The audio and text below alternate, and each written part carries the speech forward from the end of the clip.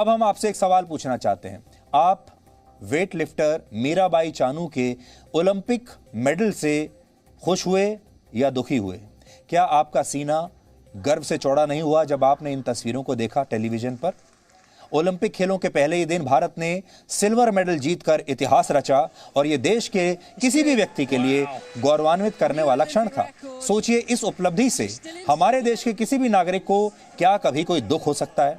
लेकिन इसे हमारे देश का दुर्भाग्य कहा जाएगा कि यहाँ हर चीज में कोई ना कोई नकारात्मकता ढूंढ ली जाती है। हर जीत में यहाँ पर एक हार ढूंढ ली जाती है और फिर राजनीति शुरू होती है। मीराबाई चानू ने टोक्यो ओलंपिक खेलों में भारत के लिए जो सिल्वर मेडल जीता, उस पर हमारे देश में 2 कार्टून छपे और ये 2 कार्टून 2 नजरियों के बीच फर्क को आज आपके सामने स्पष्ट करेगा।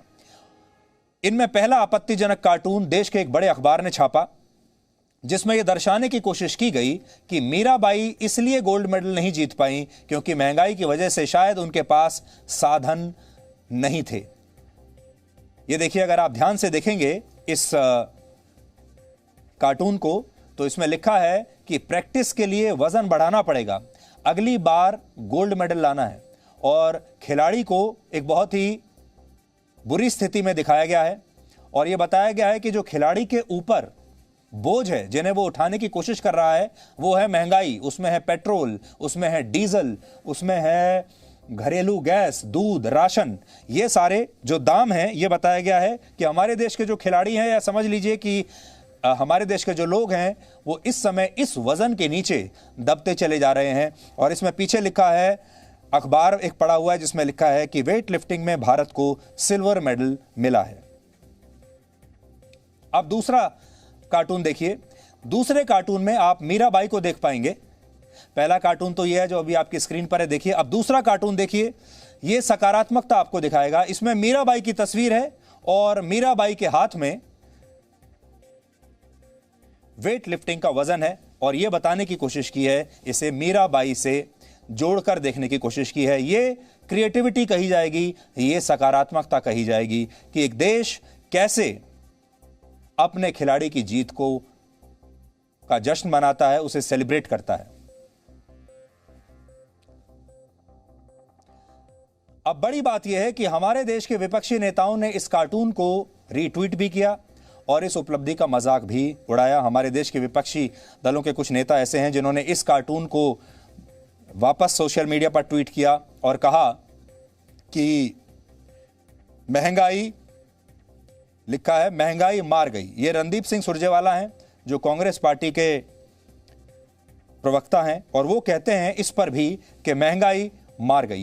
यानी हमारे देश की विपक्षी पार्टियों ने पहले, आपको याद होगा, जब हमारी सेना चीन से लड़ती है, पाकिस्तान से लड़ती है या फिर आतंकवादियों से लड़ती है, तो सबसे पहले हमारी विपक्षी पार्टियां हमारी सेना पर सवाल उठाते हैं, आपको याद होगा। और सेना को, हमारी भारतीय सेना को वो बीजेपी की सेना बनाकर छोड़ देते हैं। उनको ऐसा लगता है कि ये एक पार्टी की सेना बन गई, इसलिए भारतीय सेना की जो उपलब्धियां हैं उन्हें भी शक की निगाह से देखा जाता है। फिर जब कोविड की वैक्सीन हमारे देश में बनी, उसे भी बीजेपी की वैक्सीन बना दिया गया और उस वैक्सीन पर भी बहुत राजनीति हुई। हमारे देश के वैज्ञानिकों और हमारे देश के डॉक्टरों की जो उपलब्धियां हैं, उन पर सवाल उठाए गए।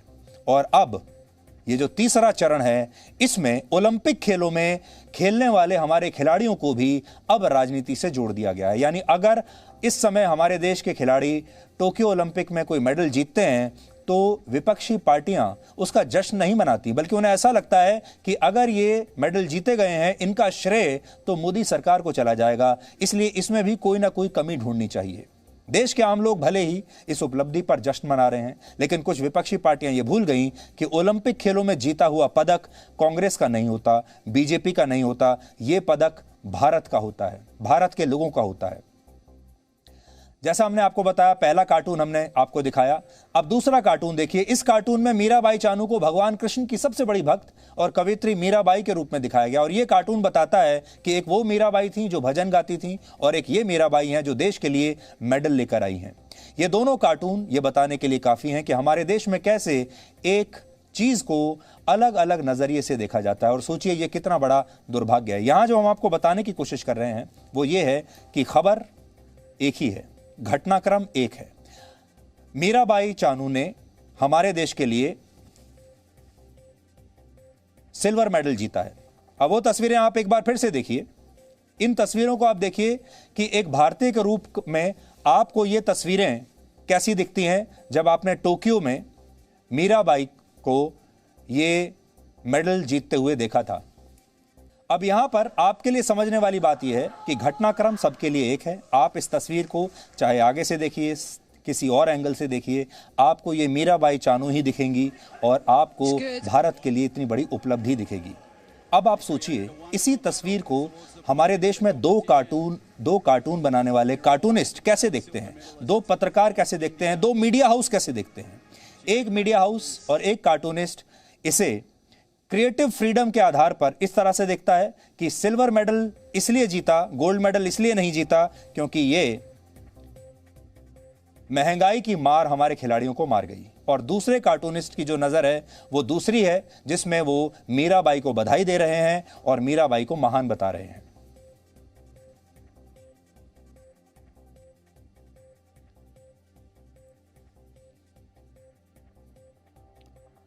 तो आज हमने आपको जो खबर दिखाई, यही लगभग बहुत सारी खबरों के साथ होता है। वो खबर होती है, एक घटनाक्रम होता है और उस घटनाक्रम के दो पक्ष आपके सामने रखे जाते हैं।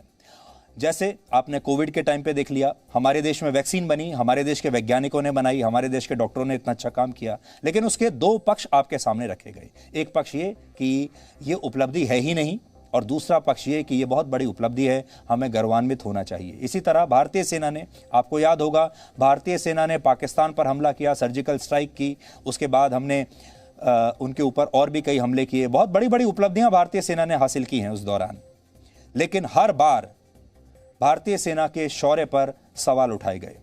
और अब जो ये मेडल जीता गया है, इस पर भी हमारे देश के कुछ विपक्षी दल ऐसे हैं जो कि बाज नहीं आ रहे हैं, वो इस पर भी राजनीति करना चाहते हैं। अब आप सोचिए, अगर हमारे जो दल हैं टोक्यो ओलंपिक से अब बहुत सारे मेडल जीत कर आते हैं, सफलता हासिल करके आते हैं, तो हो सकता है हमारे विपक्षी दल बड़े उदास हो जाएं और ये सोचें कि इसका श्रेय तो भारत सरकार को चला जाएगा, और भारत सरकार इस समय मोदी सरकार है।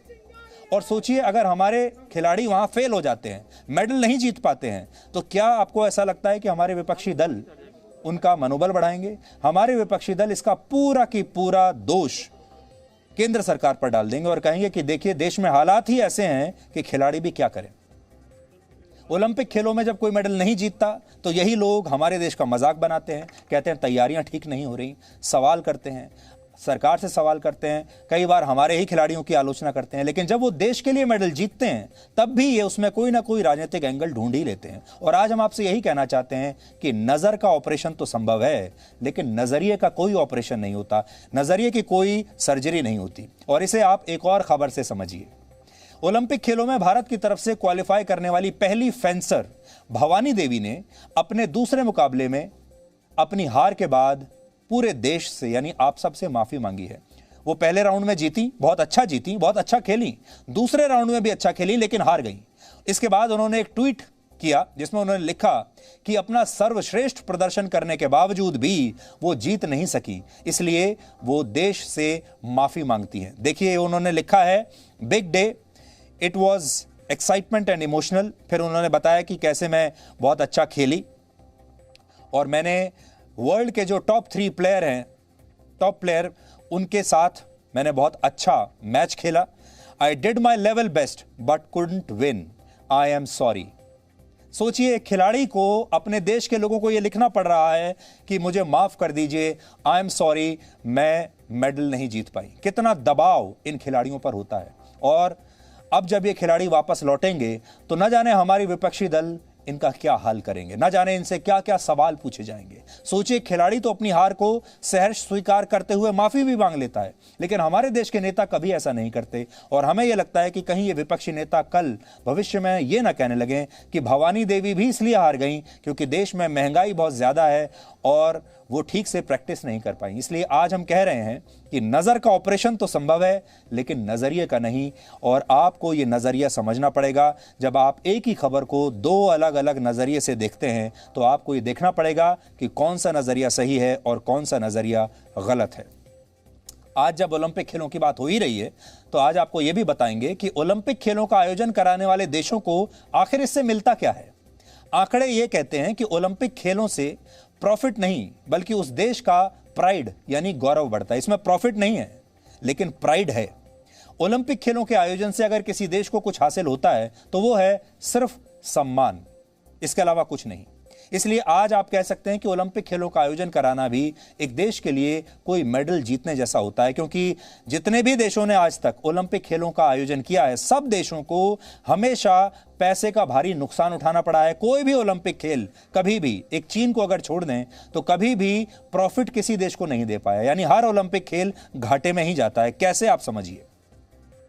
इस समय टोक्यो में 29वें ओलंपिक खेल चल रहे हैं और जापान ने इन खेलों को अपने देश में कराने के लिए, आयोजन करने के लिए 7.3 बिलियन यूएस डॉलर्स यानी 54,750 करोड़ रुपए का बजट तय किया है। यह ओलंपिक खेलों पर जापान लगभग 55,000 करोड़ रुपए खर्च करेगा, लेकिन उसने टोक्यो ओलंपिक्स पर लगभग 28 बिलियन यूएस डॉलर्स यानी 2,10,000 करोड़ रुपए खर्च कर दिए हैं। और अब इस खर्च ने जापान की अर्थव्यवस्था को पर बोझ बहुत बढ़ा दिया है। बजट था 55,000 करोड़ का और जापान ने जो खर्च किया है वो है 2,10,000 करोड़, जिसने वहां की अर्थव्यवस्था की रीढ़ की हड्डी को हिला दिया है। मैं ये तो नहीं कहूंगा तोड़ दिया है, लेकिन काफी हद तक उसे डैमेज किया है। अनुमान है कि टोक्यो ओलंपिक्स की वजह से जापान की अर्थव्यवस्था प्रभावित होगी और जो 800 मिलियन डॉलर यानी 6,000 करोड़ रुपए टिकटों की बिक्री से जापान को कमाने थे वो भी अब जापान को नहीं मिलेंगे, क्योंकि कोरोना वायरस की वजह से इस बार दर्शकों को स्टेडियम में जाकर ओलंपिक खेलों को देखने की इजाजत ही नहीं है। इसलिए टिकट खरीदेगा कौन? तो सारी दुनिया सिर्फ टीवी पर इन खेलों को देख रही है। इसके अलावा अगर कोरोना नहीं होता और विदेशों से लाखों लोग टोक्यो पहुंचे होते इन खेलों को देखने के लिए, तो इससे भी जापान को 2 बिलियन डॉलर्स यानी करीब 15,000 करोड़ रुपए का फायदा होता। कुल मिलाकर कहें तो टोक्यो ओलंपिक्स जापान का प्रॉफिट नहीं बल्कि प्राइड यानी इस देश के गौरव को बढ़ाएगा, और उस गौरव को बढ़ाने की जो कीमत है वो है 2,10,000 करोड़ रुपए। और ऐसा नहीं है कि यह पहली बार हो रहा है।